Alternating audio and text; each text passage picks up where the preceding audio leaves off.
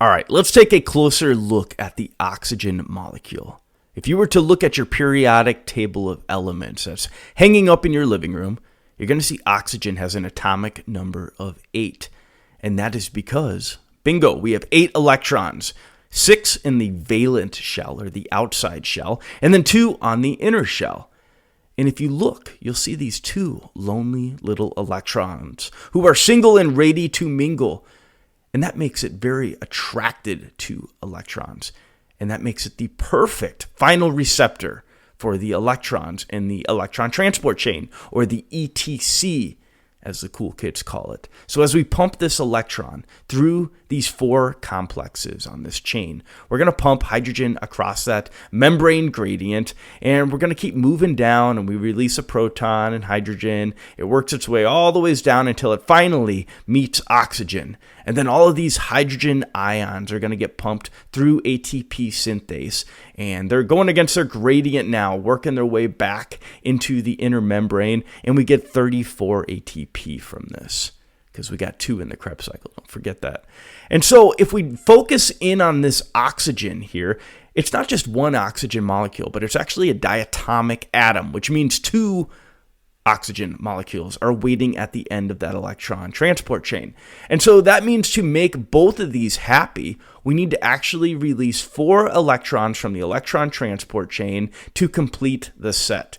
Once we get 4, then we can drop one of those hydrogen ions from the ATP synthase on here, and we get H2O. And then complex 4 says, all right, you are good, you are stable, you may be released. And that oxygen and water combined make the H2O, and they release into the body. Now, this does not always go so smooth. And occasionally, complex 4 will prematurely release this oxygen molecule. But maybe it's only got 1 extra electron, or maybe 2. And so that's where we run into a very unique species. And I want to talk about oxygen in ACS, acute coronary syndrome, the reactive species. Now, I'm going to introduce you to 2 of them. There's more than 2, but we're just going to focus on these for now. Superoxide anion and peroxide. Now, if you can look through the cage, don't get too close, you're going to see the little red electron. That's the extra electron that came on. So it only got 1 instead of 4 for the superoxide anion. And on the peroxide, we actually got 2. But we didn't get the full 4. And so they're leaving angry. And the complex 4 really dropped the ball because they said, all right, we got 1 extra electron, you can go now. And then boom, superoxide anion escapes. And this is interesting because a lot of people believe that oxygen, a little bit is good, so a lot must be even better. But not rats, especially rats that went through a study that found that if you put a rat on 100% oxygen, it's going to boom, die after 5 days. Why is that? It's because our bodies can't adapt to hyperoxia. We have all sorts of compensation mechanisms we can use for hypoxia, but when it comes to hyperoxia, it's very difficult. Now, here's the thing, maybe a little hyperbolic in saying that these reactive oxygen species are these terrifying animals in cages. But in reality, the more oxygen that we are taking in, the more likely we're going to have higher amounts of these reactive oxygen species.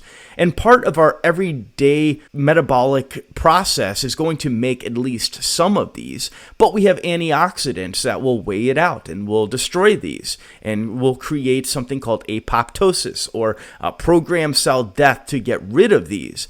But when we put somebody on 100% oxygen and we keep them there, the reactive oxygen species is going to outweigh the antioxidants within the body. And the AHA recognizes this, and in the 2015 guidelines, they said do not give oxygen to patients with chest pain if their O2 sat is greater than 90. 90. But That doesn't happen because as healthcare providers, we see 93%. We remember the old AHA guidelines that said give oxygen if they're less than 94, and it drives us up a wall. We have to give them oxygen. Don't do it. Now, I can't just make these claims without giving you some evidence. So let's start off with the most recent study. It was determining the oxygen needs in patients with an AMI. Swedish study in 2017. Primary endpoint, death from any cause at 365 days. Secondary endpoint, death from any cause at 30 days after enrollment. And so in the oxygen group, at 365 days, they had 166 patients that were dead. In the ambient air group, they had 168. Not really a big difference. Don't really see the oxygen helping these patients at all. Don't see it hurting either, but we don't see it helping. Then at 30 days, oxygen group was 73, ambient air group was 67. So it didn't make a difference. They concluded there was no statistical significant changes in patients who received oxygen and patients who hadn't received oxygen. Now let's go back a couple years to the AVOID trial. 2015, they looked at CK at 6 months and cardiac magnetic resonance imaging at 6 months. Two groups, oxygen group, ambient air group. This was obviously a smaller study, but they found that in the oxygen group at 6 months, they had a CK of 1,948 compared to a CK in the ambient air group of 1,543. Then when they looked at the percent of the left ventricle that had infarcted in the CMR imaging, they found that 12.6% of the left ventricle was infarcted in the oxygen group compared to 9.0% in the ambient air group. And so this study concluded that oxygen was associated with a larger infarct size and higher CK. So maybe some harm. So far we have no benefit, no difference, and the AVOID trial showing some harm. And then we go back, and there's just so many studies that show that this was one that was in 1981 out of Japan. And they actually put these patients, obviously not a lot of patients, but it was really interesting, on oxygen. And they went in and actually measured the diameter of the coronary arteries. And they noticed a statistical difference when they put a patient on oxygen. And it's interesting because when I talk to some of our neonatal nurses that do neonatal transports, they say that if they're having a hard time starting an umbilical cord IV, they have to turn the oxygen down, because if the oxygen's too high, it's going to constrict the vessels that they need to cannulate.